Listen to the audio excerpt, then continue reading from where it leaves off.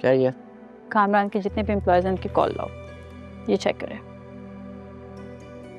कौन लाया? शहर की वकील।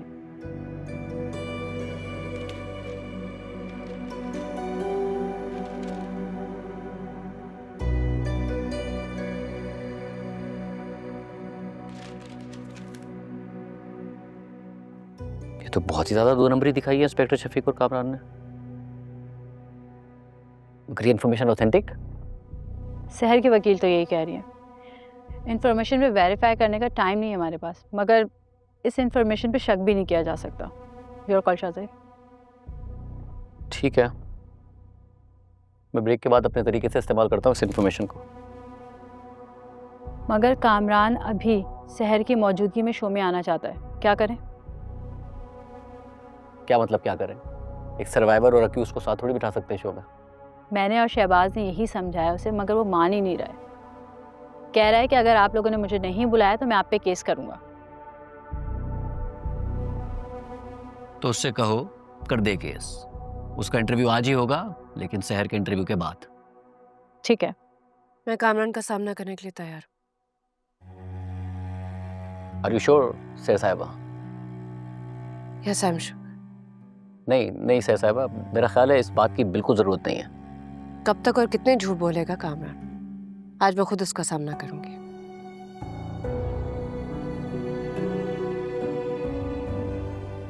ठीक है, ब्रेक के बाद ले लो उसे।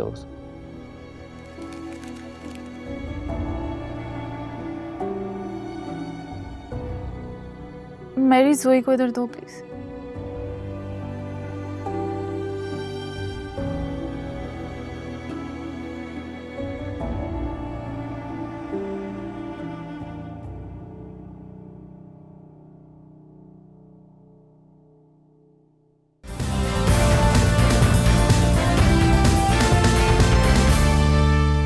प्रोग्राम में दोबारा खुशामदीद नाजरीन। मिस सहर का मौक़िफ़, उनकी अपनी ज़बानी आप सुन रहे थे। हमने आपको बताया था नाजरीन कि हमने कामरान हैदर से मौक़िफ़ के लिए राब्ता किया था और उन्होंने कोई जवाब नहीं दिया था, मगर अब से कुछ देर पहले उन्होंने इस बात पर इसरार किया और बार बार किया कि उस प्रोग्राम में सहर के साथ शरीक होंगे। हम आपके इल्म में ये बात लाना चाहते हैं नाजरीन कि मिस सहर की इजाज़त से हम कामरान हैदर को इस प्रोग्राम में शामिल कर रहे हैं। और इस वक्त हमारे साथ कामरान हैदर मौजूद हैं। जी कामरान हैदर, क्या कहेंगे आप इस शहर के इल्जामात के जवाब में? झूठ है, सब झूठ है। ये सब सफेद झूठ है, शहर का घड़ा हुआ सब झूठ। तो फिर आपके दोस्त रोहित आपके साथ क्यों नहीं खड़े? मैं इस प्रोग्राम में शहर से बात करने के लिए आया हूं, आपके सवालों का जवाब देने के लिए नहीं। कामरान साहब, मैं इस प्रोग्राम का मेजबान होते हुए और अपनी सहाफती जिम्मेदारियां पूरी करते हुए आपसे सवाल पूछ रहा हूं। नहीं, लेकिन मैं इसलिए नहीं आया। तो फिर आइए सबूतों पर बात कर लेते हैं कामरान हैदर साहब। एक सेकंड शाज़िब, मुझे जरा इससे बात करने दे। मैंने आज तक इसके पेड प्रोपेगेंडा का सामना किया, आज ये मेरा सामना करेगा। Good, very good sir, very good. चलो अब जवाब दो मेरी बात का कि क्यों मेरी जिंदगी तबाह करने पे तुली हुई हो तुम? क्यों इतना बड़ा झूठ बोला तुमने? तुम मेरे झूठ को अपने सच से साबित कर दो, बात खत्म हो जाएगी। कौन से झूठ की बात कर रही हो तुम? कौन से झूठ की बात कर रही? मेरी सच्चाई ने तुम्हें मीडिया पर आने पे मजबूर कर दिया। तुम अच्छी तरह से जानती थी कि अदालत में तो तुम ये केस हार रही हो। और मुझे तो समझ में नहीं आ रहा है, हैरत हो रही है कि इतना बड़ा एंकर होकर एक ऐसी झूठी औरत को लाके अपने शो पे बिठा लिया है जो कि झूठ पे झूठ बोले जा रही है, और आप उसे बोलने की इजाजत दे रहे हैं। इस प्रोग्राम में बोलने की इजाजत तो अब से कुछ देर पहले मैंने आप ही को दी थी कामरान साहब। हालांकि अदालत में यह फैसला होना अभी बाकी है कि आप एक झूठे हैं या नहीं और आपने रेप जैसा संगीन जुर्म किया या नहीं। मगर आप खुद ही इस लड़ाई को कानून की अदालत से मीडिया की अदालत में लाए हैं और खुद इस प्रोग्राम में आए हैं। और मेरे ख्याल में अदालत का फैसला मेरे हक में ही आएगा। And last I checked, इस केस पे तुम्हारे ख्यालात की नहीं बल्कि इस बात की अहमियत है कि अदालत क्या सोच रही है। और कानून और आवाम की अदालत में तुम हार रहे हो क्योंकि कानून सबूतों की बुनियाद पर फैसला देता है और इस केस का एक एक सबूत तुम्हारे खिलाफ चीख चीख कर गवाही दे रहा है। तुम कुछ भी कर लो सर, ना तुम मुझे हरा सकती हो, ना तुम मुझे खामोश करवा सकती हो। मैं बिल्कुल नहीं चाहती तुम खामोश हो, क्योंकि तुम जितना बोलते हो उतना खुद को एक्सपोज करते हो। मैं खुद को नहीं, यहाँ पे तुम्हें एक्सपोज करने आया हूँ। You are not defining me with your words and behaviour, defining yourself. मैं दुनिया को तुम्हारी हकीकत बता रहा हूँ। नहीं नहीं, तुम असलियत दिखा रहे हो अपनी, मेरी हकीकत नहीं बता रहे। तुम मेरा कुछ नहीं बिगाड़ पाओगी, क्योंकि मैं गैरतमंद और बाइज्जत इंसान हूँ। तुम अपने बारे में हर उस चीज के दावेदार हो जो तुम बिल्कुल नहीं हो। तुम किन ख्यालों में हो सैर? ब्लैक एंड व्हाइट केस है ये।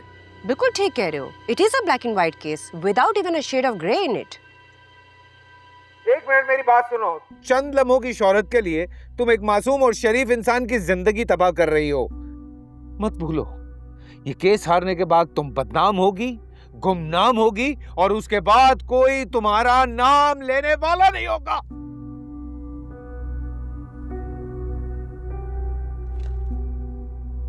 मगर तुम्हारा नाम याद रखा जाएगा, तुम्हारा किरदार याद रखा जाएगा, तुम्हारा नाम बदनाम होगा और तुम्हारे किरदार के साथ बदकिरदार का लफ्ज जुड़ा होगा। मैं तुमसे इतनी नफरत करेंगे कि उनके पास इस नफरत को महसूस करने के लिए जज्बात तो होंगे, लेकिन उसे बयान करने के लिए अल्फाज नहीं होंगे। और तुम इतने अकेले पड़ जाओगे कि तुम्हें तन्हाई में भी वहशत होगी खुद से, क्योंकि तुम्हारा वजूद भी तुमसे नफरत करने लगेगा। मेरी बात गौर से सुनो। तुम मेरी बात सुनो। मैंने तुम्हारी बात बहुत सुन ली, अदालत के अंदर भी और अदालत के बाहर भी।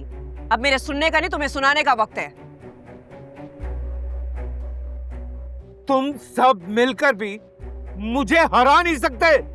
आवाज ऊंची करने से झूठ सच नहीं बन जाता, और सच खामोश रहकर भी चीख रहा होता है। तुम बहुत बड़ी झूठी और फ्रॉड औरत हो सैर। ये बात जाके रोहित और किरण को बताओ। क्या समझाऊं उसको? वो तो खुद इस साजिश में तुम लोगों के साथ मिला। तुमने मुझसे मेरा दोस्त छीन लिया। सब छोड़, मैं तो वो बदकिस्मत हूं जिसकी अपनी बीवी, मेरी प्यारी सी बेटी की माँ, मेरी बेहतरीन दोस्त, मेरी जिंदगी, मेरी मोहब्बत तुम लोगों के साथ मिल गई।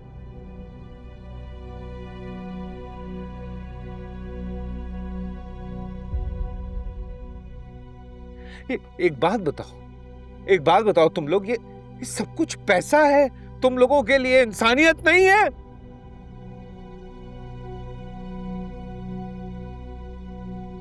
अरे ये क्या फजूल बातें कर रहा है किरण के लिए? असलियत सामने आ रही है हमारे दामाद की।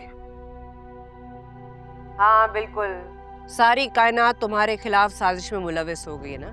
बिल्कुल है, क्योंकि इस मुल्क को बदनाम करने के लिए ये बाहर की फंडेड एनजीओ तुम जैसे लोगों को प्लांट करती हैं, इस मुल्क में पैसा देती हैं ऐसे काम करने के लिए।